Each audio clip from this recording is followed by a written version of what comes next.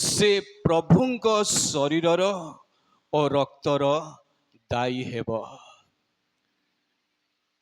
अति भयंकर विषय ए स्थान रे आमे देखा पारुअछु।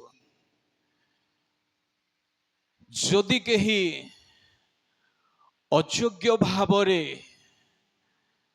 निजको यज्ञ न करी भोजन करिब पान करिब तेबे से प्रभुंक शरीरर रक्तर से दायी हेब। जे अयोग्य भावरे भोजन करिब पान करिब। प्रिय ईश्वरक लोक माने आमे भोजन करिबा पान करिबा भल विषयटे, किंतु आपना को आमे योग्य करिबा को हेब। आपना को आमे योग्य करिबा को हेब। आमे अयोग्य भावरे भोजन पान न करू। जदि आमे अयोग्य भावरे भोजन पान करिबा तेबे आम पाई दंड रही अछि, विपद रही अछि।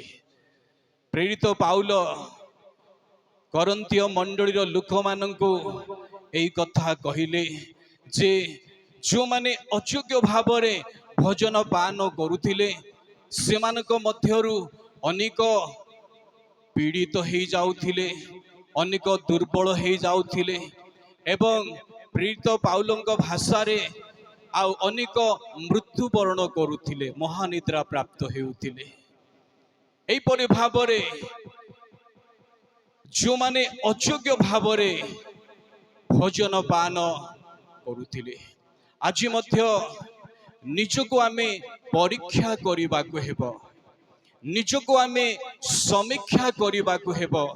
आमे बाप्तिस्म नेइछु सत, आ बाप्तिस्म नेइछु आमर मध्य अधिकार अछि, सेथि पाई आमे भोजन करिबा पान करिबा, किंतु एहा मने रखिबा को हेबो जदि आमे अयोग्य भावरे जदि भोजन पान करिबा तेबे आमे प्रभु जीशु ख्रीष्टंक से शरीर आउ रक्तर दायी हेबा को पड़िबो। पुणी आम पाई दंड रही अछि, आम पाई दंड रही अछि जदि अयोग्य भावरे जदि आमे भोजन पान करिबा तेबे आमे योग्य हेबा को हेबो। आमे योग्य होई भोजन पान करिबा को हेबो। योग्य हेबा पाई आमे कौन करिबा को हेबो? प्रभु आम ठारू सही योग्यता प्रभु चाहू अछंती। आमे योग्य हेबा को हेले आमे कौन करिबा दरकार? प्रभु आम ठारू कौन चाहूछंती? प्रभु चाहूछंती आमे योग्य होई भोजन पान करू, अयोग्य भावरे नुहे। अयोग्य माने जहाँकि अनेक खैनी पुड़िया मद पिउथिबे, ए प्रकार जीवन यापन काटुथिबे, पुणी विश्वस्तता नथिबो, प्रभु को भय नथिबो। मु बाप्तिस्म हेइछि सेथिबाई मु भोजन करिबी पान करिबी, किंतु ईश्वरक लोक माने आमे प्रभुंक शरीर रक्तर दायी हेबा को पड़िबो। तेबे आम जीवन रे योग्य हेबा को हेले आमे मन परिवर्तन करिबा को हेबो। योग्य हेबा को हेले आमे मन परिवर्तन करिबा को पड़िबो। जो माने मन परिवर्तन करिवे से माने योग्य अटंती। आउ जो मानकर मन परिवर्तन नाही, ख्रिस्टियान लोक डुबन हेइछि सेथिपाई मु खाई देबी पी देबी पुणी स्थान रु चली जीवी। ईश्वरक लोक माने प्रभुंक शरीरर रक्तर दायी हेबा को पड़िबो। आउ से मानंक पाई दंड रही अछि, प्रभु छाड़िबे नाही। प्रभु आम जीवन को उद्धार करने रक्षा करने असह्य दुख जंत्रणा भोग करी प्रभु आम प्रत्येक को से उद्धार करिसेंती रक्षा करिसेंती। हालेलुया। असह्य दुख जंत्रणा आम पाई प्रभु जीशु ख्रीष्ट भोग कले हेले आमे प्रभु जीशु को विश्वास करी बाप्तिस्म नेइछु सत किंतु आमे मन परिवर्तन हेबाकु पड़िबो। आम मानकर मन को परिवर्तन करबाकु पड़िबो। मन जदि परिवर्तन नाही तेबे आमे अयोग्य अटु। आम मानकर मन जदि परिवर्तन होई नाही आमे केबे मध्य योग्य होई पारिबा नाही प्रभुଙ୍କ दृष्टि रे। केवल ख्रिस्टियान बोली आमे भोजन करिबा पान करिबा प्रभु केबे मध्य संतुष्ट हेबे नाही। तांकर सेही शरीर एवं रक्तर दायी हेबाकु पड़िबो। आम जीवन रे जाग्रत हेउ सावधान हेउ प्रभु काहाको मध्य छाड़िबे नाही। प्रभु आम ठारू चाहंती जे आमे मन परिवर्तन करू से भी आम मानकर मन परिवर्तन करी आमे आपना को योग्य करिबा तेबे आम पाई आशीर्वाद रही। से दिन करंथिय मंडली लोक माने मन परिवर्तन न करी से माने भोजन पान करुथिले सेथि पाई सेमानक मध्यरु अनेक दुर्बल हो जाउथिले, अनेक पीड़ित हो जाउथिले, अनेक महानिद्रा प्राप्त हो जाउथिले। मन परिवर्तन नथिबो जदि आमे भोजन पान करिबा तेबे आमे दायी हेबा। मन परिवर्तन करबा को पड़िबो। जदि आमे देखिबा जहाँकि माथ्यू तार 3 पर्व तार 7 एवं 8 पद पढ़िबे। किंतु फारुसी ओ साधुकी मानक मध्यरु अनेके बाप्तिस्म निमंते आसुअछंती। अनेक बाप्तिस्म नेबा निमंते बाप्तिजक जहनक निकट को आसुअछंती। एहा बाप्तिजक जहन देखिले जे अनेक बाप्तिस्म नेबा निमंते आसुअछंती। हाँ से मान को कहिले एथिपाई कहिले से माने मन परिवर्तन करि नाहंती किंतु से माने बाप्तिस्म नेबा पाई आसुअछंती। बाप्तिजक जहन कहिले से मानकु रे काल सर्पर वंश काहे कि एई शब्द व्यवहार कले मन परिवर्तन नाही। मन परिवर्तन नाही किंतु बाप्तिस्म नेबा कहबो। बाप्तिस्म नेले उद्धार पाई जिवु किंतु मन परिवर्तन नाही। कहउछंती बाप्तिजक जहन रे काल सर्पर वंश आगामी क्रोधरु पलायन करिबा निमंते किए तुंभ मानकु चेतना देला एणु मन परिवर्तनर उपयुक्त फल उत्पन्न कर। हालेलुया। ईश्वरक लोक माने आमे भोजन करिबा पान करिबा भल विषयटे किंतु प्रभु आम ठारू चाहंती आमानकर मन को आमे परिवर्तन करिबा दरकार। आमानकर मन को आमे परिवर्तन करिबा को हेबो। जदि आम मन जदि परिवर्तन होई नाही आमे प्रभुଙ୍କ दृष्टि रे अयोग्य अटु। आमानकर मन जदि परिवर्तन होई नाही आमे भोजन करिबा पान करिबा प्रभुଙ୍କ दृष्टि रे आमे अयोग्य अटु। तांकर से पवित्र शरीर एवं रक्तर दायी हेबा को पड़िबो। प्रभु दंड रखी अछंती। प्रभुंकर आगमन सन्निकटटे। प्रभु शीघ्र आसुछंती विचार करिबा पाई। आमने जागृत हेउ सावधान हेउ। सेति पाई प्रभुंकर शिष्य माने मन परिवर्तन प्रचार कले। बाप्तिजक जहन मध्य मन परिवर्तन प्रचार कले। प्रभु जीशु मध्य जगत रे जेतेबेले थिले केवल मन परिवर्तन ही प्रचार कले। वर्तमान मध्य ପୃଥିବୀର କୋଣେ କୋଣେ ଅନେକ ଦୁଃଖ କଷ୍ଟ ଆସିଲେ ମଧ୍ୟ ପ୍ରଭୁଙ୍କ ଦାସ ଦାସୀ ମାନେ କେବଳ ମନ ପରିବର୍ତ୍ତନର ପ୍ରଚାର ହିଁ କରୁଅଛନ୍ତି। ହାଲେଲୁୟା। କାରଣ ମନ ପରିବର୍ତ୍ତନ ଆମ ପାଇଁ ବହୁତ ମୂଲ୍ୟବାନ ଅଟେ। ମନ ପରିବର୍ତ୍ତନ ଯଦି ନଥିବ ଖ୍ରୀଷ୍ଟିଆନ ବୋଲି ପ୍ରଭୁ ସ୍ୱର୍ଗ ନେଇଯିବେ ନାହିଁ। ମନ ପରିବର୍ତ୍ତନ ହେଇନଥିବ, ପ୍ରଭୁ ମୁଁ ଡୁବନ ହେଇଛି, ପ୍ରଭୁ ମୁଁ ଆଉ ପ୍ରଭୁ ଭୋଜ ଗ୍ରହଣ କରୁଥିଲି, ପ୍ରଭୁ ସ୍ୱର୍ଗ ନେଇଯିବେ ନାହିଁ, ତାହା କେବେ ହେବ ନାହିଁ।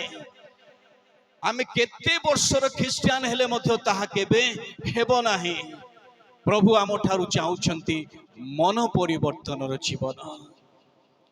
ଯଦି ଆମେ ମନ ପରିବର୍ତ୍ତନ ଯଦି କରିବା ତେବେ ପ୍ରଭୁଙ୍କ ଦୃଷ୍ଟିରେ ଆମେ ଯୋଗ୍ୟ ହୋଇପାରିବା। ଯଦି ଆମମାନଙ୍କର ମନ ଯଦି ପରିବର୍ତ୍ତନ ନାହିଁ, ଆମମାନେ ଅଯୋଗ୍ୟ ଅଟୁ। ତାଙ୍କର ସେଇ ଶରୀର ରକ୍ତର ଦାୟୀ ହେବାକୁ ପଡ଼ିବ। ଗୋଟେ ଖାମଖିଆଲି ଭାବରେ ଆମେ ବିଶେଷ ନ ମଣି ଭଜନ ପାନ କରି ଚାଲିଯିବା, ତାହା କେବେ ହେବ ନାହିଁ। ଅତି ଭୟଙ୍କର ଦଣ୍ଡ ରହିଅଛି। ଜାଗ୍ରତ ହେଉ, ସାବଧାନ ହେଉ। କେହି କାହାକୁ ଆମେ ରକ୍ଷା କରିପାରିବା ନାହିଁ। ନିଜ ପାଇଁ ନିଜେ ଦାୟୀ ଅଟୁ।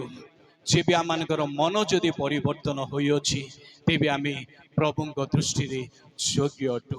ସେଦିନ ବାପ୍ତିଜକ ଯୋହନ, ଯେଉଁମାନେ ଆପଣା ଆପଣା ପାପ ସ୍ୱୀକାର କରି ବାପ୍ତିସ୍ମ ଗ୍ରହଣ କରୁଥିଲେ, ପୁଣି ଅନେକ ବାପ୍ତିସ୍ମ ନେବା ପାଇଁ ଆସୁଥିଲେ, କିନ୍ତୁ ସେମାନଙ୍କର ମନ ପରିବର୍ତ୍ତନ ନ କରି ସେମାନେ ଆସୁଥିଲେ।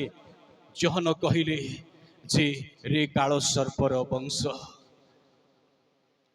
ଈଶ୍ୱରଙ୍କ ଲୋକମାନେ, ଯଦି ଆମମାନଙ୍କର ମନ ଯଦି ପରିବର୍ତ୍ତନ ହୋଇନାହିଁ, ଏବେ ହିଁ ସୁଯୋଗ, ଏବେ ହିଁ ସୁଯୋଗ। କବରକୁ ଗଲା ପରେ ଆଉ ମନ ପରିବର୍ତ୍ତନ ପାଇଁ ସୁଯୋଗ ମିଳିବ ନାହିଁ। ବଞ୍ଚି ଥାଉ ଥାଉ ସୁଯୋଗ ପ୍ରଭୁ ଦେଇଅଛନ୍ତି। ହଠାତ୍ ଯଦି ଆମମାନଙ୍କର ମୃତ୍ୟୁ ହେବ, କବରକୁ ଗଲା ପରେ ଆଉ କିଛି କରିପାରିବା ନାହିଁ। ଯେପରି ଧନୀ ଏବଂ ଲାଜାର। ଧନୀ ଜଗତରେ ଥିବା ସମୟରେ ସେ ପ୍ରତ୍ୟେକ ଦିନ ଆଡ଼ମ୍ବରର ସହିତ ଜୀବନ ଯାପନ କାଟୁଥିଲା। ଲାଜାର ସେ ଫାଟକ ପାଖରେ ପଡ଼ି ରହିଥିଲା। ଖାଇବାକୁ ମିଳୁନଥିଲା, ପିନ୍ଧିବାକୁ ମିଳୁନଥିଲା, ଦେହ ସାରା ପୂଜ ରକ୍ତ ଘା କୁକୁର ମାନେ ଚାଟୁଥିଲେ, କିନ୍ତୁ ଲାଜାର ସେ ମନ ପରିବର୍ତ୍ତନର ଜୀବନ ଯାପନ କାଟୁଥିଲେ। ହାଲେଲୁୟା। ସେ ମନ ପରିବର୍ତ୍ତନର ଜୀବନ ଯାପନ କାଟୁଥିଲେ। ଧନୀ ପାଖରେ ତାହା ନଥିଲା। ନରକକୁ ଗଲା ପରେ ଟିକେ ସୁଯୋଗ ସେ ଚାହିଁଲା, କିନ୍ତୁ ଟିକେ ମଧ୍ୟ ସୁଯୋଗ ଧନୀ ପାଇଁ ମିଳିଲା ନାହିଁ। ବଞ୍ଚି ଥାଉ ଥାଉ ଆମମାନଙ୍କର ମନକୁ ଆମେ ପରିବର୍ତ୍ତନ କରିବାକୁ ହେବ, ତେବେ ଆମେ ପ୍ରଭୁଙ୍କ ଦୃଷ୍ଟିରେ ଆମେ ଯୋଗ୍ୟ ହେବା। ଆଉ ପ୍ରଭୁ, ଆମେ ଖ୍ରୀଷ୍ଟିଆନ ଲୋକ, ଜନ୍ମରୁ ଖ୍ରୀଷ୍ଟିଆନ, ଆମେ ବାପ୍ତିସ୍ମ ନେଇଛୁ, ପ୍ରଭୁ ଭୋଜ ଖାଉଛୁ, ଖାଉଥିଲୁ, ସ୍ୱର୍ଗ ପ୍ରଭୁ ନେଇଯିବେ ନାହିଁ। ଜାଗ୍ରତ ହେଉ, ସାବଧାନ ହେଉ। ପୁଣି ଯଦି ଆମେ ଦେଖିବା, ଯାହାକି ପ୍ରେରିତ 3ର 19 ପଦରେ ଲେଖାଯାଏ, ଯେପରି ଆପଣ ମାନଙ୍କର ପାପ ମୋଚନ ହୋଇପାରେ, ଏଥି ନିମନ୍ତେ ମନ ପରିବର୍ତ୍ତନ କରି ଫେରି ଆସନ୍ତୁ। ଯେପରି ଆମ ପାପ ମୋଚନ ହୋଇପାରେ, ଆମ ପାପ ଯେପରି କ୍ଷମା ହୋଇପାରେ, ଈଶ୍ୱରଙ୍କ ବାକ୍ୟ ଅତି ସ୍ପଷ୍ଟ ଭାବରେ ପ୍ରକାଶ କରେ। ଯେପରି ଆମେ କ୍ଷମା ପାଇପାରିବା, ଯେପରି ଆମେ ଈଶ୍ୱରଙ୍କ ଦୃଷ୍ଟିରେ ଯୋଗ୍ୟ ଦେଖାଯିବା, ଆମେ ମନ ପରିବର୍ତ୍ତନ କରି ତାଙ୍କ ନିକଟକୁ ଫେରି ଆସୁ। ଯାହା କିଛି ପାପ, ମନ୍ଦ କାର୍ଯ୍ୟ, ଦୁଷ୍ଟତା, ଯାହା କିଛି ଆମ ଜୀବନ ରହିଅଛି, সেই সমস্ত বিষয়କୁ ପରିତ୍ୟାଗ କରି ଛାଡ଼ି ଆମେ ମନ ପରିବର୍ତ୍ତନ କରିବାକୁ ହେବ। ମନ ପରିବର୍ତ୍ତନ କରିବା ଦ୍ୱାରା ଆମ ପାପ ମୋଚନ ହେବ, ଆମେ କ୍ଷମା ପାଇବା, ଆମେ ଯୋଗ୍ୟ ହୋଇପାରିବା। ଯଦି ମନ ପରିବର୍ତ୍ତନ ଯଦି କରିବା ନାହିଁ, ତେବେ ପ୍ରଭୁ ଯୀଶୁଙ୍କର ସେହି ପବିତ୍ର ବହୁମୂଲ୍ୟ ଶରୀର ଏବଂ ରକ୍ତର ଦାୟୀ ହେବାକୁ ପଡ଼ିବ। ଜାଗ୍ରତ ହେଉ, ସାବଧାନ ହେଉ ପ୍ରିୟ ଈଶ୍ୱରଙ୍କ ଲୋକମାନେ। ପୁଣି ଯଦି ଆମର ଦେଖିବା ଚିରିମିୟ ତାର 15:19 ସଦାପ୍ରଭୁ ପରମେଶ୍ୱର କହିଲେ, ତୁମ୍ଭେ ଯେବେ ଫେରିବ ତେବେ ଆମ୍ଭ ସମ୍ମୁଖରେ ଠିଆ ହେବା ନିମନ୍ତେ ଆମ୍ଭେ ତୁମ୍ଭକୁ ପୁନର୍ବାର ଆଣିବା।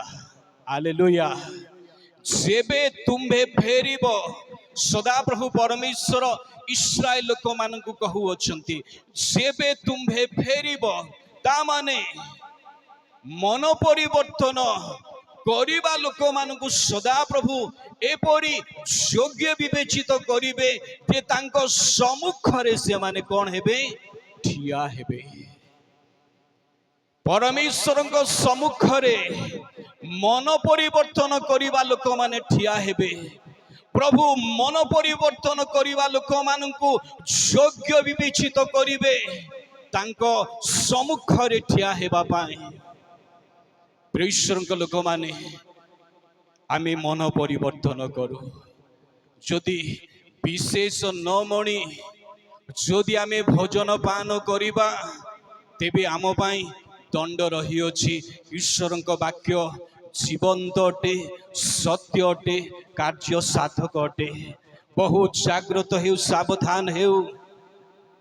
ଆମେ ମନ ପରିବର୍ତ୍ତନ କରି ଆମେ ଯୋଗ୍ୟ ବିବେଚିତ ହେଉ। ସେଦିନ ସଦାପ୍ରଭୁ ପରମେଶ୍ୱର କହିଲେ, ତୁମ୍ଭେ ଯେବେ ଫେରିବ ତେବେ ଆମ୍ଭ ସମ୍ମୁଖରେ ଠିଆ ହେବା ନିମନ୍ତେ ଆମ୍ଭେ ତୁମ୍ଭକୁ ପୁନର୍ବାର ଆଣିବା। ଯେବେ ଆମେ ମନ ପରିବର୍ତ୍ତନ କରିବା, ପ୍ରଭୁଙ୍କ ସମ୍ମୁଖରେ ଠିଆ ହେବାର ଯୋଗ୍ୟତା ଆମ ଜୀବନରେ ଆମେ ପାଇବା। ପୁଣି ଯଦି ଆମେ ଦେଖିବା ପ୍ରଥମ ପିତର 3:9 ଲେଖାଯାଏ, ପଢିବେ କେହି ଜଣେ? ପ୍ରଥମ ପିତର 3:9। ଅନିଷ୍ଟ ପରିବର୍ତ୍ତରେ ଅନିଷ୍ଟ କିବା ନିନ୍ଦାର ପରିବର୍ତ୍ତରେ ନିନ୍ଦା ନ କରି ଅନ୍ୟ ଦ୍ୱିତୀୟ ପିତର 3:9। ବିଳମ୍ବ ବୋଲି ଯେପରି କେତେକ ଭାବନ୍ତି, ବିଳମ୍ବ ବୋଲି ଯେପରି କେତେକ ଭାବନ୍ତି, ଅନେକ ଏବେ ମଧ୍ୟ ଭାବୁଛନ୍ତି ପ୍ରଭୁଙ୍କର ଆଗମନ ବିଳମ୍ବ। ପ୍ରଭୁଙ୍କର ଆଗମନ ବିଳମ୍ବ ବୋଲି ଅନେକ ଭାବୁଅଛନ୍ତି। କିନ୍ତୁ ପ୍ରିୟ ଈଶ୍ୱରଙ୍କ ଲୋକମାନେ, ପ୍ରଭୁଙ୍କର ଆଗମନ ଶୀଘ୍ର ହେବ। ଈଶ୍ୱରଙ୍କ ବାକ୍ୟରେ ଯେଉଁ ସମସ୍ତ ଭବିଷ୍ୟତବାଣୀ କୁହାଯାଇଥିଲା, ସେହି ସମସ୍ତ ଭବିଷ୍ୟତବାଣୀ, ଅନେକ ଭବିଷ୍ୟତବାଣୀ ସଫଳ ହୋଇଅଛି। ଅନେକ ଭବିଷ୍ୟତବାଣୀ ସଫଳ ହେଉଅଛି ଏବଂ ଅଳ୍ପ କିଛି ମାତ୍ର ଭବିଷ୍ୟତବାଣୀ ସଫଳ ହେବ, ଶୀଘ୍ର ସଫଳ ହେବ। ଆମେ ବିଳମ୍ବ ବୋଲି ଭାବିବାକୁ ହେବ ନାହିଁ। ତାପରେ ପ୍ରଭୁ ଆପଣା ପ୍ରତିଜ୍ଞା ବିଷୟରେ ସେପରି ବିଳମ୍ବ କରନ୍ତି ନାହିଁ। ପ୍ରଭୁ ଆପଣା ପ୍ରତିଜ୍ଞା ବିଷୟରେ ସେପରି ବିଳମ୍ବ କରନ୍ତି ନାହିଁ। ଆମେ ଯାହା କିଛି ପ୍ରତିଜ୍ଞା କରୁ ଆମେ ଭୁଲି ଯାଇଥାଉ, କିନ୍ତୁ ଈଶ୍ୱରଙ୍କ ପ୍ରତିଜ୍ଞା ସେ କେବେ ଭୁଲିବେ ନାହିଁ।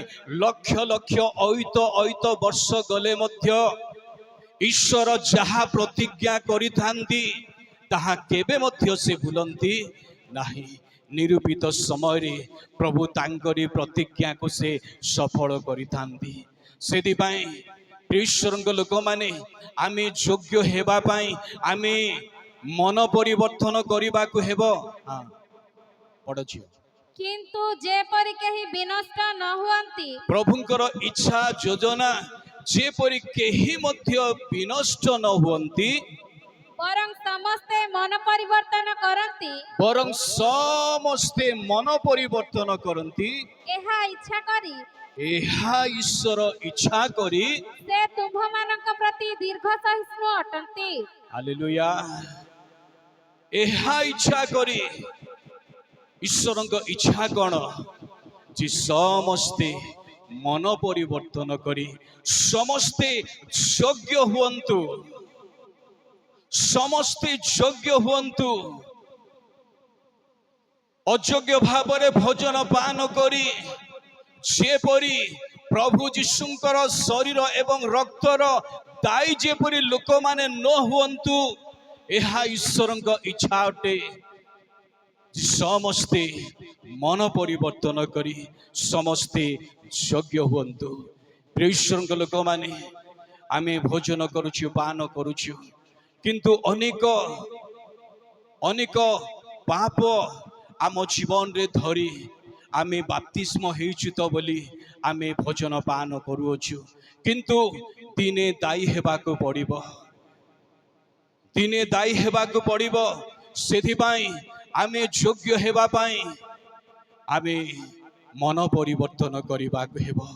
ବିନା ମନ ପରିବର୍ତ୍ତନରେ ଖ୍ରୀଷ୍ଟିଆନ ଲୋକ କହି ଆମେ ଭୋଜନ ପାନ କରି ଚାଲିଯିବା, ଅତି ଭୟଙ୍କର ଦୁଃଖ ଘଟିବ, ଅତି ଭୟଙ୍କର ଦଣ୍ଡ ରହିଅଛି, ତାହା ଭୋଗ କରିବାକୁ ପଡ଼ିବ। ଏପରି ଯେ ଅନନ୍ତ ମୃତ୍ୟୁ ଆଉ ମୃତ୍ୟୁ ନାହିଁ, ଯେ ଦୁଃଖ ଯନ୍ତ୍ରଣା ଅନନ୍ତ କାଳ ପର୍ଯ୍ୟନ୍ତ ଭୋଗ କରିବାକୁ ବାଧ୍ୟ। ଜାଗ୍ରତ ହେଉ, ସାବଧାନ ହେଉ। ପୁଣି ଯଦି ଆମେ ଦେଖିବା ପ୍ରେରିତ ତାର 2:38 ପଦ ଲେଖାଯାଏ, ପିତର ସେମାନଙ୍କୁ କହିଲେ, ଆପଣମାନେ ମନ ପରିବର୍ତ୍ତନ କରନ୍ତୁ ଆଉ ନିଜ ନିଜ ପାପ କ୍ଷମା ନିମନ୍ତେ ପ୍ରତ୍ୟେକ ଜଣ ଯୀଶୁ ଖ୍ରୀଷ୍ଟଙ୍କ ନାମରେ ବାପ୍ତିଜିତ ହେଉନ୍ତୁ। ତାହା ହେଲେ ଆପଣମାନେ ପବିତ୍ର ଆତ୍ମାଙ୍କର ଦାନ ପ୍ରାପ୍ତ ହେବେ। ପ୍ରଥମେ କ'ଣ? ମନ ପରିବର୍ତ୍ତନ। ଜଣେ ମନ ପରିବର୍ତ୍ତନ କରିବା ଦ୍ୱାରା ଈଶ୍ୱରଙ୍କ ଦୃଷ୍ଟିରେ ସେ ଯୋଗ୍ୟ ହେବ। ପ୍ରଭୁ ତାଙ୍କୁ ପବିତ୍ର ଆତ୍ମାଙ୍କର ଦାନ ଦେବେ। ମନ ପରିବର୍ତ୍ତନ ନଥିବ, ଆମେ ପବିତ୍ର ଆତ୍ମାଙ୍କର ଦାନ କେବେ ପାଇପାରିବା ନାହିଁ। ସେଇ କଥାକୁ ପିତର କହୁଅଛନ୍ତି। ପ୍ରଥମରେ ମନ ପରିବର୍ତ୍ତନ, ତାପରେ ପାପ କ୍ଷମା ହେବ, ପବିତ୍ର ଆତ୍ମାଙ୍କର ଦାନ ପ୍ରଭୁ ଦେବେ, ଆମେ ଯୋଗ୍ୟ ହୋଇପାରିବା। ଭୋଜନ ପାନ କରି ପରିତ୍ରାଣର ଆନନ୍ଦରେ ଆମେ ବୃଦ୍ଧି ଲାଭ କରିବା।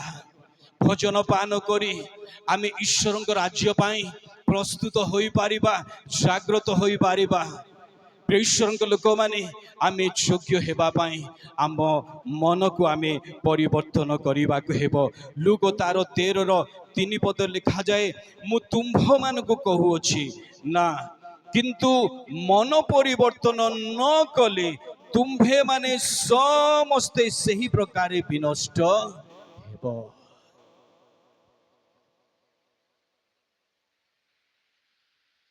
ଯଦି ଆମେ ମନ ଯଦି ପରିବର୍ତ୍ତନ କରିନାହୁଁ, ଈଶ୍ୱରଙ୍କ ବାକ୍ୟ ସ୍ପଷ୍ଟ ଭାବରେ ପ୍ରକାଶ କରେ, ସ୍ପଷ୍ଟ ଭାବରେ ପ୍ରକାଶ କରେ, ଯଦି ମନ ପରିବର୍ତ୍ତନ ଯଦି ନାହିଁ, ତେବେ ସେମାନଙ୍କ ପାଇଁ ବିନାଶ ରହିଅଛି। ପ୍ରଭୁ ସେମାନଙ୍କୁ ଛାଡ଼ିବେ ନାହିଁ, ସେମାନଙ୍କ ପାଇଁ ବିନାଶ ରହିଅଛି। ମନ ପରିବର୍ତ୍ତନ ନ କରିବା ଲୋକମାନେ ଅଯୋଗ୍ୟ ହେବେ, ସେମାନଙ୍କ ପାଇଁ ବିନାଶ ରହିଅଛି। ପ୍ରଭୁ କାହାକୁ ମଧ୍ୟ ଛାଡ଼ିବେ ନାହିଁ। ଆମମାନେ ଜାଗ୍ରତ ହେଉ, ସାବଧାନ ହେଉ।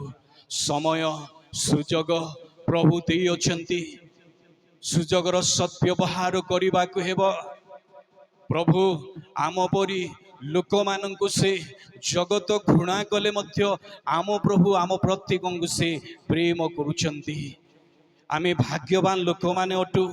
ସତ୍ୟ ପରମେଶ୍ୱରଙ୍କ ସେବା କରୁଛୁ, ପବିତ୍ର ପରମେଶ୍ୱରଙ୍କ ସେବା କରୁଛୁ। ଆମେ ଭାଗ୍ୟବାନ ଲୋକମାନେ ଅଟୁ। ସେଥିପାଇଁ ଆମେ ମନ ପରିବର୍ତ୍ତନର ଜୀବନ ଯାପନ କାଟିବାକୁ ହେବ। ଆଧ୍ୟାତ୍ମିକ ଜୀବନରେ ଆମେ ବଢ଼ିବାକୁ ହେବ, ପରିତ୍ରାଣର ଜୀବନରେ ଆମେ ବୃଦ୍ଧି ପାଇବାକୁ ହେବ। ଜଣେ ମନ ପରିବର୍ତ୍ତନ କରିଥିବା ବ୍ୟକ୍ତି ସେ ପରିତ୍ରାଣର ଆନନ୍ଦରେ ନିତ୍ୟ ସେ ବଢ଼ିବ। ଜଣେ ମନ ପରିବର୍ତ୍ତନ କରିଥିବା ଲୋକ ସର୍ବଦା ପ୍ରଭୁଙ୍କ ଉପସ୍ଥିତିକୁ ସେ ଅନୁଭବ କରିବ, ପାଇବ, କାରଣ ସେ ପ୍ରଭୁଙ୍କ ଦୃଷ୍ଟିରେ ସେ ଯୋଗ୍ୟ ଅଟନ୍ତି। ଈଶ୍ୱରଙ୍କ ଲୋକମାନେ ଜାଗ୍ରତ ହେଉ, ସାବଧାନ ହେଉ। ଯେଉଁମାନେ ମନ ପରିବର୍ତ୍ତନ କରିବେ ନାହିଁ, ସେମାନଙ୍କ ପାଇଁ ବିନାଶ ରହିଅଛି। যদি আমরা দেখিবা ସୋଦମ ଓ ହମରାର ଲୋକମାନେ ସେମାନେ ମନ ପରିବର୍ତ୍ତନ କଲେ ନାହିଁ। ସେମାନେ ମନ ପରିବର୍ତ୍ତନ କଲେ ନାହିଁ। ସୋଦମ ଓ ହମରାର ଲୋକମାନେ ସେଥିପାଇଁ ସଦାପ୍ରଭୁ ପରମେଶ୍ୱର ଗନ୍ଧକ ଓ ଅଗ୍ନି ବୃଷ୍ଟି ଦ୍ୱାରା ସୋଦମ ହମରାର ଲୋକମାନଙ୍କୁ କ'ଣ କଲେ? ବିନାଶ କଲେ। ପ୍ରଭୁ ସେମାନଙ୍କୁ ଛାଡ଼ିଲେ ନାହିଁ, ଲୋଟ ଗଲେ। ଅନେକ ଚେଷ୍ଟା କଲେ, ସେମାନଙ୍କୁ ବୁଝାଇଲେ। ସୋଦମ ହମରାର ଲୋକମାନଙ୍କୁ ଭଲ ଜୀବନ ଯାପନ କାଟିବା ପାଇଁ କହିଲେ, ପରମେଶ୍ୱରଙ୍କୁ ଭୟ କରିବା ପାଇଁ କହିଲେ, କିନ୍ତୁ ସୋଦମ ହମରାର ଲୋକମାନେ ମନକୁ ପରିବର୍ତ୍ତନ କରିବା ପାଇଁ ଅପସନ୍ଦ କଲେ ନାହିଁ, ଇଚ୍ଛା କଲେ ନାହିଁ। ବିଭିନ୍ନ ପ୍ରକାର ପାପ କଲେ, ମନ୍ଦ କାର୍ଯ୍ୟ କଲେ, ଦୁଷ୍ଟ କାର୍ଯ୍ୟ କଲେ, ପରମେଶ୍ୱରଙ୍କ ବିରୁଦ୍ଧରେ ସେମାନେ କାର୍ଯ୍ୟ କଲେ। ପରମେଶ୍ୱର ଦେଖିଲେ ଯେ ସେମାନଙ୍କର ମନ ପରିବର୍ତ୍ତନ ନାହିଁ। ଲୋଟକୁ ତାଙ୍କ ପରିବାରକୁ ବାହାର କରିଦେଲେ। ହାତ ଧରି ବାହାର କରି ସୋଦମ ହମରାକୁ କ'ଣ କଲେ? ବିନାଶ କଲେ। ଈଶ୍ୱରଙ୍କ ଲୋକମାନେ ସେଇ ପ୍ରଭୁ କ'ଣ ଆମକୁ ଛାଡ଼ିଦେବେ କି? କେବେ ମଧ୍ୟ ଛାଡ଼ିବେ ନାହିଁ। ଯଦି ମନ ପରିବର୍ତ୍ତନ କରିନାହୁଁ, ତେବେ ଆମ ପାଇଁ ମଧ୍ୟ ସେଇ ବିନାଶ ରହିଅଛି। ଆମେ ଭୋଜନ ପାନ କରି କ'ଣ ଉଦ୍ଧାର ପାଇଯିବା କି? ମନ ଯଦି ପରିବର୍ତ୍ତନ ହୋଇନାହିଁ, ଆମେ ବାପ୍ତିସ୍ମ ନେଇଛୁ ବୋଲି ଭୋଜନ କରିବା, ପାନ କରି ଆମମାନେ ଚାଲିଯିବା, କିନ୍ତୁ ଉଦ୍ଧାର ଆମ ଜୀବନରେ ନାହିଁ। ଯଦି ଆମମାନଙ୍କର ମନ ଯଦି ପରିବର୍ତ୍ତନ କରିନାହୁଁ, ମନ ପରିବର୍ତ୍ତନ କରି ନିଜକୁ ସମୀକ୍ଷା କରି ଯଦି ଆମେ ଭୋଜନ ପାନ କରିବା, ତେବେ ଆମ ପାଇଁ ଉଦ୍ଧାର ରହିଅଛି। ପ୍ରଭୁ ଯେଉଁ ପୁରସ୍କାର ରଖିଅଛନ୍ତି, ପ୍ରଭୁ ଯେଉଁ ଆଉ ମହାପରିତ୍ରାଣ ରଖିଅଛନ୍ତି, ତାହା ଆମ ଜୀବନରେ ଆମମାନେ ପାଇବା। ପ୍ରଭୁ ଯେଉଁ ଅନନ୍ତ ଜୀବନ ରଖିଅଛନ୍ତି, ତାହା ଆମ ଜୀବନରେ ପାଇବା। ସେଥିପାଇଁ ପ୍ରିୟ ଈଶ୍ୱରଙ୍କ ଲୋକମାନେ, ସେଦିନ ସୋଦମ ହମରାର ଲୋକମାନେ ସେମାନେ ମନ ପରିବର୍ତ୍ତନ କଲେ ନାହିଁ, ସେମାନଙ୍କ ପାଇଁ ବିନାଶ ଘଟିଲା। ପୁଣି ଯଦି ଆମେ ଦେଖିବା ନୋହଙ୍କ ସମୟର ଲୋକମାନଙ୍କ ଘଟଣା, ଯେ ଆମେ ସମସ୍ତେ ଜାଣୁ, ନୋହ ଅନେକ ଚେଷ୍ଟା କଲେ ଯେ 40 ଦିନ ନୋହ ଅନେକ ଚେଷ୍ଟା କଲେ। ସେହି ସମୟର ଲୋକମାନଙ୍କୁ ଈଶ୍ୱରଙ୍କ ବାକ୍ୟ କହିଲେ, ପରମେଶ୍ୱରଙ୍କୁ ଭୟ କରିବା ପାଇଁ କହିଲେ, କିନ୍ତୁ ନୋହଙ୍କ ସମୟର ଲୋକମାନେ ସେମାନେ ପରମେଶ୍ୱରଙ୍କୁ ବିଶ୍ୱାସ କଲେ ନାହିଁ। ସେମାନେ ଅବାଧ୍ୟ ଜୀବନ ଯାପନ କାଟିଲେ, ସେମାନେ ପାପ କାର୍ଯ୍ୟ କଲେ, ସେମାନେ ଦୁଷ୍ଟ କାର୍ଯ୍ୟ କଲେ, ମନ୍ଦ କାର୍ଯ୍ୟ କଲେ। ଏହି ପ୍ରକାର ପରମେଶ୍ୱରଙ୍କ ବିରୁଦ୍ଧରେ ସେମାନେ ଜୀବନ ଯାପନ କାଟିଲେ। ଈଶ୍ୱରଙ୍କ ଲୋକମାନେ ପରମେଶ୍ୱର ନୋହଙ୍କୁ କହିଲେ ଯେ ତୁମେ ଗୋଟିଏ ଜାହାଜ ନିର୍ମାଣ କର।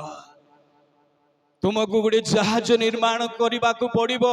ଯେମାନଙ୍କର ମନ ପରିବର୍ତ୍ତନ ନାହିଁ, ଏମାନଙ୍କୁ ଆମେ ବିନାଶ କରିବା। ଜଳ ପ୍ଲାବନ କରି ଏମାନଙ୍କୁ ବିନାଶ କରିବା, ଏମାନଙ୍କୁ ଆମେ ଧ୍ୱଂସ କରିବା। ତୁମେ ଗୋଟେ ଜାହାଜ ନିର୍ମାଣ କର। ଈଶ୍ୱରଙ୍କ ଲୋକମାନେ ଯେତେବେଳେ ନୋହଙ୍କ ସମୟର ଲୋକମାନେ ମନ ପରିବର୍ତ୍ତନ କଲେ ନାହିଁ, ପରମେଶ୍ୱର ନୋହଙ୍କ ଦ୍ୱାରା ଜାହାଜକୁ ନିର୍ମାଣ କରାଇଲେ ଏବଂ 8 ପ୍ରାଣୀ ମାତ୍ର ନୋହଙ୍କ ପରିବାର ସେମାନେ ଜାହାଜରେ ପ୍ରବେଶ କଲେ। ମାତ୍ର 8 ପ୍ରାଣୀ ପଶୁ ପକ୍ଷୀ ଯାହା ଜାହାଜରେ ଭର୍ତ୍ତି ହୋଇଥିଲେ, ସେମାନେ କେବଳ ରକ୍ଷା ପାଇଲେ। ବାକି ସମସ୍ତଙ୍କୁ ପରମେଶ୍ୱର କ'ଣ କଲେ? ଜଳ ପ୍ଲାବନ ଦ୍ୱାରା ବିନାଶ କଲେ। ଈଶ୍ୱରଙ୍କ ଲୋକମାନେ ଆମେ ମନ ପରିବର୍ତ୍ତନ କରିବାକୁ ହେବ, ଆମେ ଯୋଗ୍ୟ ହେବାକୁ ହେବ। ଆମେ ଯଦି ଅଯୋଗ୍ୟ ଭାବରେ ଯଦି ଭୋଜନ ପାନ କରିବା, ତେବେ ପ୍ରଭୁ କାହାକୁ ଛାଡ଼ିବେ ନାହିଁ। ବିଚାର କରିବା ପାଇଁ ଆସୁଅଛନ୍ତି, ସେ ବିଚାର କରିବା ପାଇଁ ଆସୁଛନ୍ତି।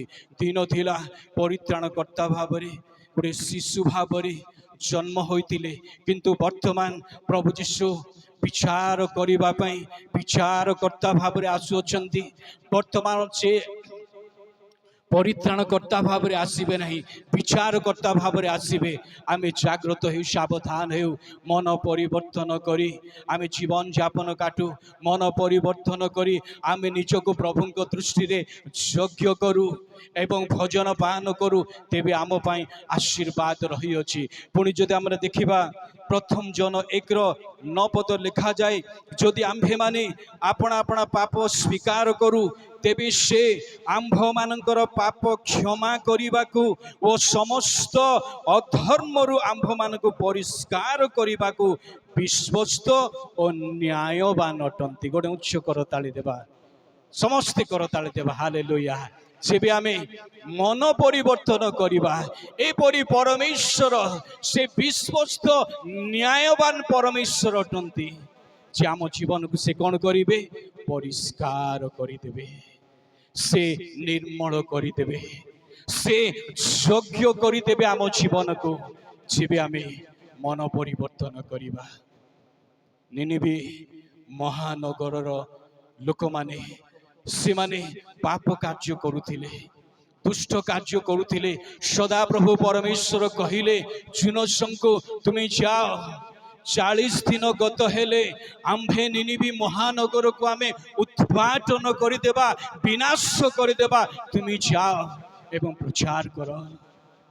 ଅନେକ ଘଟଣା ଘଟିଅଛି, କିନ୍ତୁ ସମୟ ନାହିଁ, ମୁଁ ବ୍ୟାଖ୍ୟା କରୁନାହିଁ। ଜୁନସ ଗଲେ ଏବଂ ପ୍ରଚାର କଲେ। ନିନିବିର ଲୋକମାନେ ସମସ୍ତେ ବାକ୍ୟ ଶୁଣି ମନକୁ କ'ଣ କଲେ? ପରିବର୍ତ୍ତନ କଲେ। Hallelujah, hallelujah. ସମସ୍ତେ ମନ ପରିବର୍ତ୍ତନ କଲେ। ଯେତେବେଳେ ସମସ୍ତେ, ଛୋଟ ବଡ଼ ସମସ୍ତେ ବାକ୍ୟ ଶୁଣି ମନ ପରିବର୍ତ୍ତନ କଲେ, ଯେଉଁ ପରମେଶ୍ୱର କି ବିନାଶ କରିବା ପାଇଁ କହିଥିଲେ, ସେମାନଙ୍କର ମନ ପରିବର୍ତ୍ତନର ଜୀବନକୁ ଦେଖି ସେମାନଙ୍କୁ ଯୋଗ୍ୟ କଲେ ଏବଂ ସେମାନଙ୍କୁ ବିନାଶ କଲେ ନାହିଁ। ଯେଉଁ ପରମେଶ୍ୱର କି ପରମେଶ୍ୱର ଯାହା କୁହନ୍ତି ତାହା ସେ କରନ୍ତି।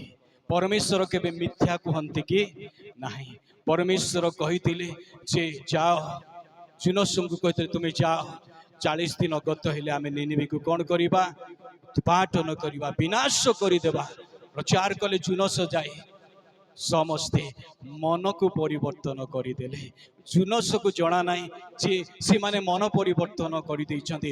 ପାହାଡ଼ରେ ବସି ଜୁନସ ଦେଖୁଛନ୍ତି ଯେ ନିନିବି ମହାନଗର କ'ଣ ହେବ? ଧ୍ୱଂସ ହୋଇଯିବ, ବିନାଶ ହୋଇଯିବ। ପରମେଶ୍ୱର କହିଛନ୍ତି ଯେ ଏମାନଙ୍କୁ ଆମେ ବିନାଶ କରିଦେବା, ଏମାନଙ୍କୁ ଧ୍ୱଂସ କରିଦେବା। ଜୁନସ ପାହାଡ଼ ଉପରେ ବସି ଦେଖୁଛନ୍ତି, ବିନାଶ ପରମେଶ୍ୱର କରୁନାହାନ୍ତି। ଜୁନସ ବିରକ୍ତ ହେଇଯାଉଛନ୍ତି, କିନ୍ତୁ ଜୁନସଙ୍କୁ ଜଣା ନାହିଁ ଯେ ନିନିବିର ଲୋକମାନେ କ'ଣ କରିଛନ୍ତି? ମନକୁ ପରିବର୍ତ୍ତନ କରିଦେଇଛନ୍ତି। ପରମେଶ୍ୱର ଏ କଥା ଦେଖିଲେ ସେମାନଙ୍କର ମନ କ'ଣ ହୋଇଅଛି? ପରିବର୍ତ୍ତନ ହୋଇଯାଇଅଛି। ଆଉ ପରମେଶ୍ୱର ସେମାନଙ୍କୁ ବିନାଶ କଲେ ନାହିଁ, କାରଣ ସେମାନେ ମନ ପରିବର୍ତ୍ତନ କରିଛନ୍ତି। ପରମେଶ୍ୱରଙ୍କ ଦୃଷ୍ଟିରେ ସେମାନେ ଯୋଗ୍ୟ ହୋଇଅଛନ୍ତି। ସେଥିପାଇଁ ପ୍ରିୟ ଈଶ୍ୱରଙ୍କ ଲୋକମାନେ, ଆମେ ଜାଗ୍ରତ ହେଉ, ସାବଧାନ ହେଉ। ଆମେ ଭୋଜନ ପାନ କରିବା ସତ ଭଲ ବିଷୟଟେ, କିନ୍ତୁ ମନକୁ ପରିବର୍ତ୍ତନ କରିବାକୁ ହେବ। ମନକୁ ପରିବର୍ତ୍ତନ କରିବାକୁ ହେବ। ମନକୁ ପରିବର୍ତ୍ତନ କରିବାକୁ ହେବ। ଯଦି ମନକୁ ପରିବର୍ତ୍ତନ ନ କରି ଭୋଜନ ପାନ କରିବା, ତେବେ ଯୀଶୁଙ୍କ ସେହି ପବିତ୍ର ବହୁମୂଲ୍ୟ ଶରୀର ଏବଂ ରକ୍ତର ଦାୟୀ ହେବାକୁ ପଡ଼ିବ। ପ୍ରଭୁ ଏହି ଶିକ୍ଷା ପରାମର୍ଶ ଦ୍ୱାରା ପ୍ରତ୍ୟେକଙ୍କୁ ଆଶୀର୍ବାଦ କରନ୍ତୁ। ଧନ୍ୟବାଦ।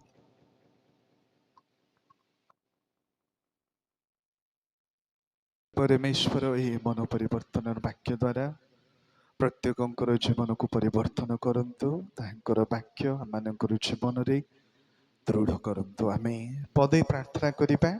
ଏହା ପରେ ପରେ ଆମମାନେ ପ୍ରଭୁ ଭୋଜ ବିଧି ପାଳନ କରିବା ପାଇଁ ପ୍ରସ୍ତୁତ ହେବା। ପ୍ରଭୁ ଆମମାନଙ୍କୁ ପୁନର୍ବାର ସୁଯୋଗ ଦେଇଅଛନ୍ତି ତାହାଙ୍କର ମେଜରେ ଅଂଶଗ୍ରହଣ କରିବା ପାଇଁ।